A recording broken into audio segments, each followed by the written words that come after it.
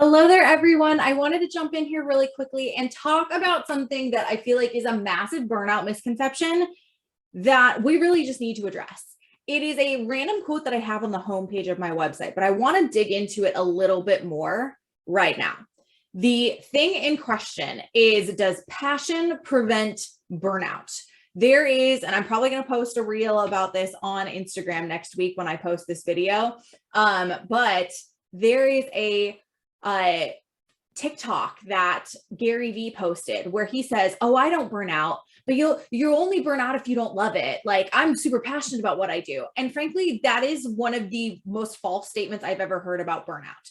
There was a study done by Deloitte where they polled a number of corporate professionals, people in a whole bunch of different fields. And in that survey that they did, 87% of the workers that they polled said they had passion for their work.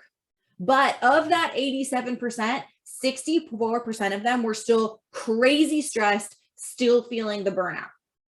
And not only does that completely debunk the whole passion does not prevent burnout thing, but I actually would argue that if you're somebody who's passionate about your work, that means that you often tend to put yourself on the back burner for the sake of your work, and or you don't set boundaries like you should because of the fact that you are passionate. What being passionate about your work might actually mean is you have a hard time disconnecting. It might actually mean you're too available to your clients and your peers.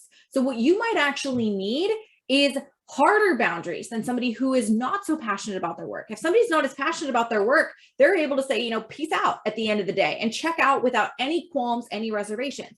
That might not be you if you're passionate about your work. So you might need harder boundaries. You might need more accountability to check out at the end of the day. Like, I just installed an application called Freedom on my computer where it literally won't let me go to certain websites during certain times of day. If you're somebody who's passionate about your work, you might need to implement things that are as extreme as that if you truly cannot disconnect. So you might need harder boundaries if you're somebody who is passionate about the work you do.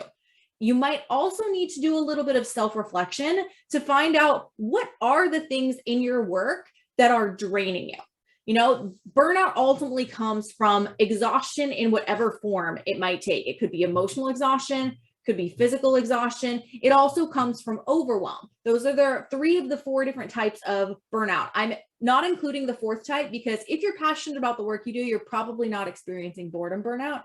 You could potentially be experiencing one of these other three though. So what we might need to do is we might need to create some self-reflection to ask ourselves, what are the things that are draining me emotionally in my job? What are the things that are draining me physically in my job? And what are the things that are overwhelming me in my job? I would venture to guess that for somebody who is very passionate about the work they do, they might be finding themselves emotionally exhausted because they are taking on the burdens and emotions and problems of their clients and peers. Take a nurse, for example. A lot of people who go into nursing or teaching is another example of this. They're likely incredibly passionate about helping people. For a nurse, they're probably very passionate about helping people get healthier, helping people overcome their ailments, their whatever chronic diseases they might be experiencing. Whereas a teacher might be passionate about helping their students, create a love of learning or overcome imposter syndrome or overcome comparison. They might be passionate about those types of things. So when their clients are struggling or when their patients are struggling or when their students are struggling in these two scenarios, they might take a lot of that emotional burden on themselves. They might feel like they're a failure when they're not able to help somebody. That's a massive emotional burden to take on. So in these situations, you might not only need harder boundaries, you might also need to self-reflect to get very, very aware of what the things are that are draining you or what the things are that are overwhelming you. The last thing you might need if you're somebody who is very passionate about the work they do, you might need more intentional break and rest times.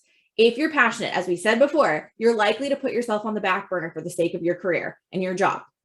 However, doing that is going to be the last thing you should do because it's going to drain you faster and it's going to burn you out faster. So being more intentional about taking breaks, being more intentional about the things that you do during those breaks, making sure that you're doing things that are filling your cup back up so that you're able to pour into others. Those might all be incredibly, incredibly important steps for you to take if you are passionate about the work you do. So not only does passion not prevent burnout, but you might actually find that you burn out more, or you're more susceptible to burnout because of the fact that you are passionate. So I want to debunk that myth right now. And for those of you that are incredibly passionate about your work, I hope those 3 tips, harder boundaries, doing a little bit of self-reflection to figure out what's draining or overwhelming you, and taking more intentional break and rest time are incredibly, incredibly beneficial tips to you. Stay tuned for more. Follow me at Coach Ellen, or hop on my email list over at coachellen.com and I will hook you up. But until then, you have a great rest of your day, and I'll talk to you soon.